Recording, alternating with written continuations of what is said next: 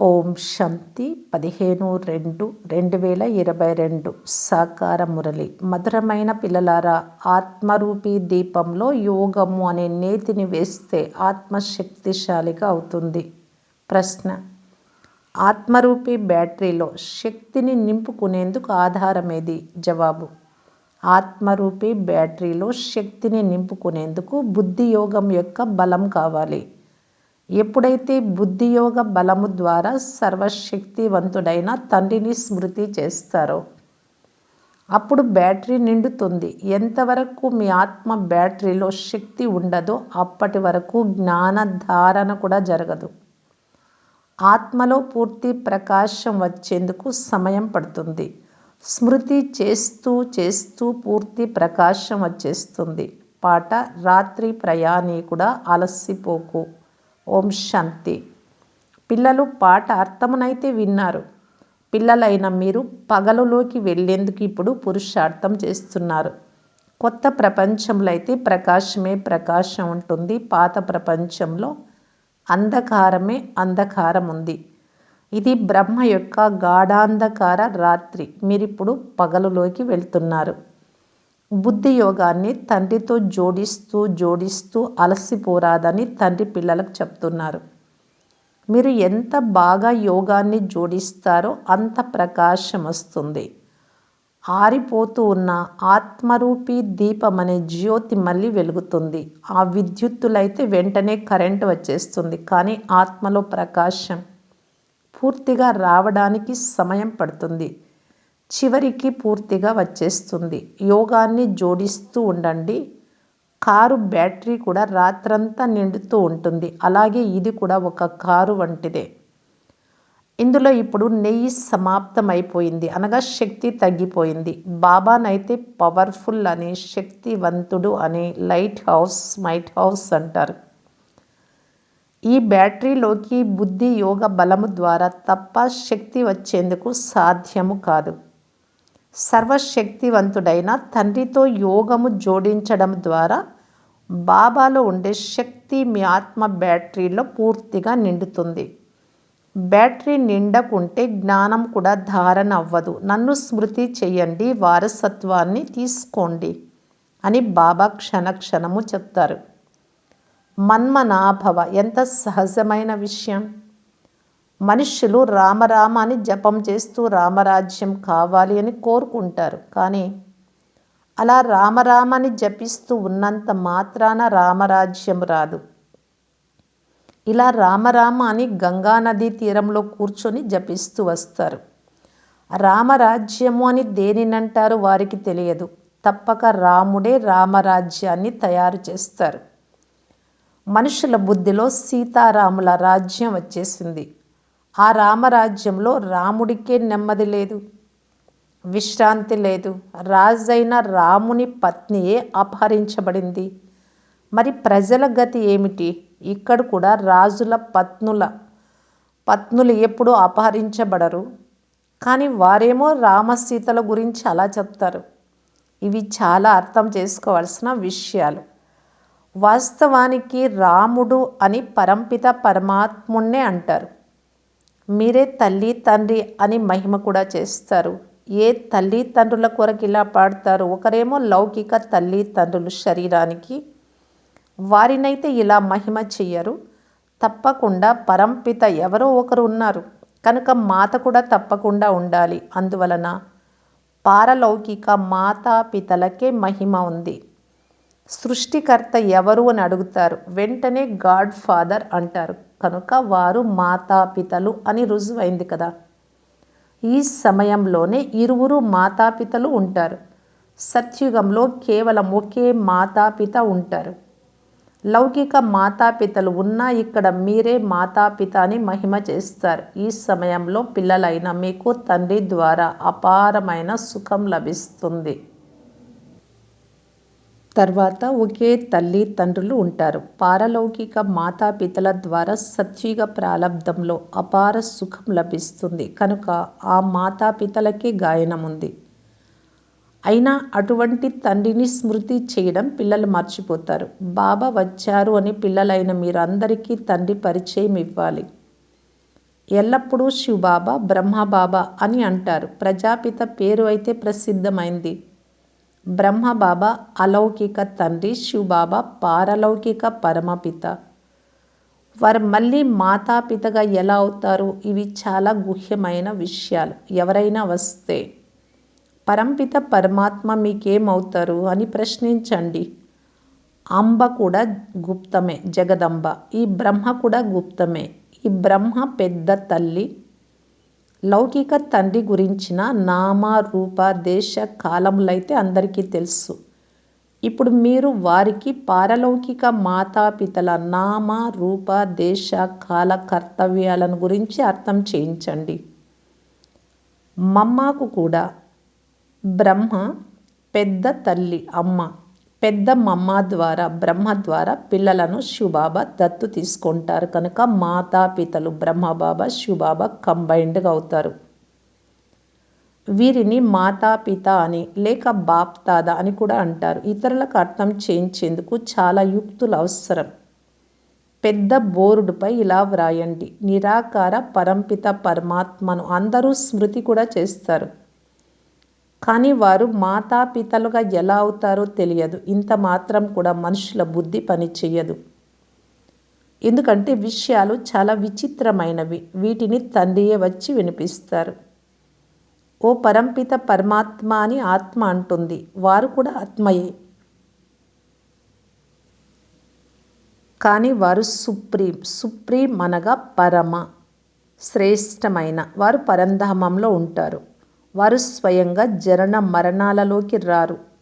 వారు వచ్చి పిల్లలైన మిమ్ములను పతిత జనన మరణాల నుండి విడుదల చేస్తాను. పావన జనన మరణాల నుండి విడుదల చెయ్యరు. పతితంగా ఉన్న ఆత్మనే పావనాత్మగా తయారు చేస్తారు. అందుకే వారిని పతిత పావనుడు అని అంటారు. మనుషులకైతే సీతారాముల అర్థం కూడా తెలియదు. వాస్తవానికి భక్తులందరూ సీతలే.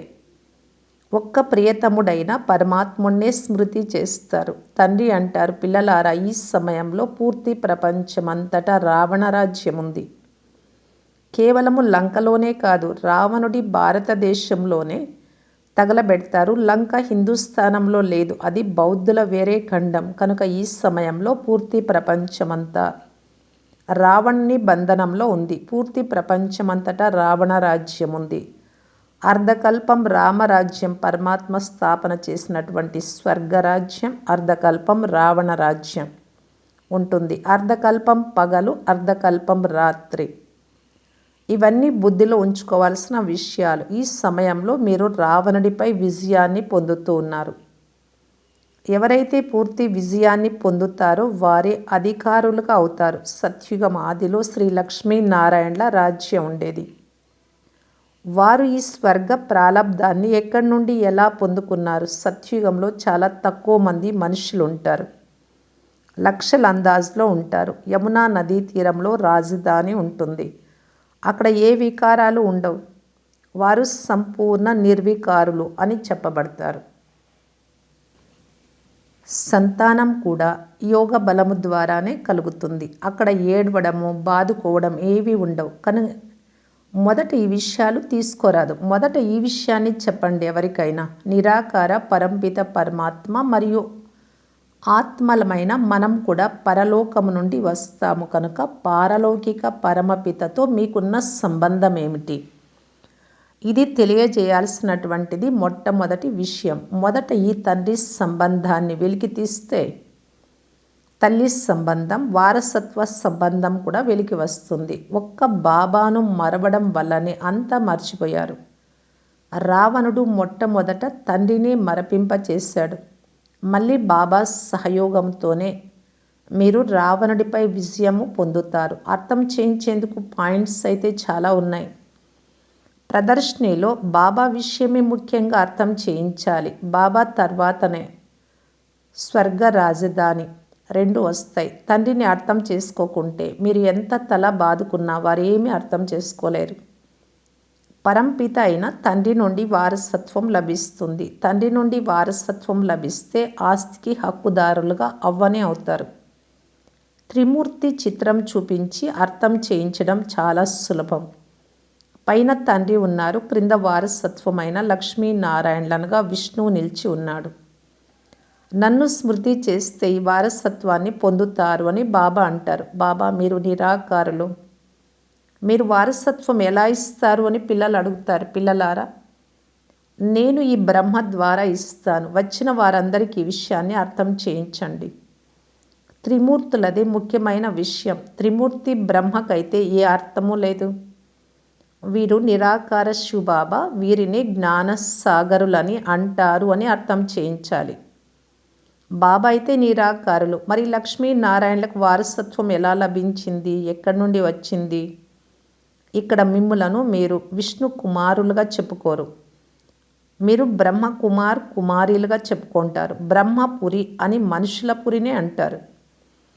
బ్రహ్మ ఉండేది ఇక్కడే. అక్కడ ముఖ్యంగా బ్రాహ్మణులను రచిస్తారు. సింధులో కూడా బ్రహ్మపురి ఉండేది. ఇది ఎవరు తెలియజేశారు? శివబాబా. సదా బాప్ దాదా అని కంబైన్డ్గా అనాలి. ఒకసారి బాబా, ఒకసారి దాదా మాట్లాడతారు. ఇరువురి ఆత్మలకు నోరేమో ఒక్కటే కదా. ఇప్పుడు ఎవరికి కావాలో వారు ఉపయోగిస్తారు. బంధనం ఏమీ లేదు. జ్ఞానసాగరుడు గీతా భగవంతుడు తండ్రియే అనున్నది మొట్టమొదటి విషయం. వారే చెప్తున్నారు, ఈ బ్రహ్మ విష్ణు శంకరులు సూక్ష్మవతన వాసులు, వారిని దేవతలని అంటారు. ఈ బ్రహ్మ అయితే మానవుడు. ఎప్పుడు సంపూర్ణంగా అవుతాడో అప్పుడు దేవత అని పిలువబడతాడు. తపస్సు చేసిన తర్వాత దేవతగా అవుతారు. ఈ బ్రహ్మ కుమారీలకు భగవంతుడు బ్రహ్మ ద్వారా నేర్పిస్తారు. చిత్రాలు చూపి ఇలా బాగా అర్థం చేయించాలి. ఇలా అర్థం చేయించడం చాలా సులభం. వీరు శివబాబా, ఇది వారసత్వం. ఈ శివుడైతే నిరాకారుడు, అందువలన బ్రహ్మ ద్వారా ఇస్తూ ఉన్నారు. బ్రహ్మ ద్వారా స్వర్గస్థాపన చేస్తారు. దేవతలుగా తయారయ్యేందుకు తప్పకుండా ఇప్పుడే రాజయోగాన్ని నేర్చుకోవాలి. ఇది శివపురి, ఇది విష్ణుపురి, ఇలా తెలియజేయండి. మంచిది. మధురాతి మధురమైన అపురూపమైన పిల్లలకు మాతాపిత బాప్ దాదాల ప్రియ స్మృతులు మరియు గుడ్ మార్నింగ్. ఆత్మిక పిల్లలకు ఆత్మిక తండ్రి నమస్తే. ధారణ కొరకు ముఖ్య సారము. ఫస్ట్ పాయింట్, తండ్రిని స్మృతి చేయడం ద్వారా మాయా రావణుడిపై విజయం పొందాలి. అందరికీ తండ్రి పరిచయమునివ్వాలి. సెకండ్ పాయింట్, స్మృతి యాత్రలో అలసిపోరాదు. మీ ఆత్మ బ్యాటరీని ఛార్జ్ చేసుకునేందుకు సర్వశక్తివంతుడైన భగవంతుడిని స్మృతి చెయ్యాలి. ఆయనతో కనెక్షన్ జోడించడం ఇది. వరదానము, ఒక్క తండ్రి స్మృతి ద్వారా ఏకరస స్థితిని అనుభవం చేసే సారస్వరూప భవ. ఏకరస స్థితిలో ఉండేందుకు సహజ విధి ఒక్కరి స్మృతి. ఒక్క తండ్రి తప్ప రెండవ వారు ఎవ్వరూ లేరు. ఎలాగైతే బీజంలో అన్నీ ఇమిడి ఉంటాయో అలా తండ్రి కూడా బీజమే. వారిలో సర్వ సంబంధాల, సర్వప్రాప్తుల సారము ఇమిడి ఉంటుంది. ఒక్క తండ్రిని స్మృతి చేయడం అనగా సారస్వరూపంగా అవ్వడం. కనుక ఒక్క తండ్రి తప్ప వేరెవ్వరూ లేరు. ఈ ఒక్కరి స్మృతి ఏకరస స్థితిని తయారు చేస్తుంది. ఎవరైతే సుఖదాత అయిన ఒక్క తండ్రి స్మృతిలో ఉంటారో వారి వద్దకు దుఃఖపు టల ఎప్పుడూ రాజాలదు. వారికి స్వప్నాలు కూడా సుఖము, సంతోషము, సేవ, బాబాతో మిలనం చేసే స్వప్నాలే వస్తాయి. స్లోగన్, శ్రేష్టమైన ఆశల దీపాన్ని వెలిగించే వారే సత్యమైన కుల దీపకులు. ప్రతి ఒక్కరిలో ఈ సత్యత అనేది జ్ఞానం యొక్క సత్యత, తండ్రి గూర్చి, డ్రామా గూర్చి ఇలా తెలియజేస్తూ ప్రతి ఆత్మకు మనము నమ్మకం కలిగించాలి.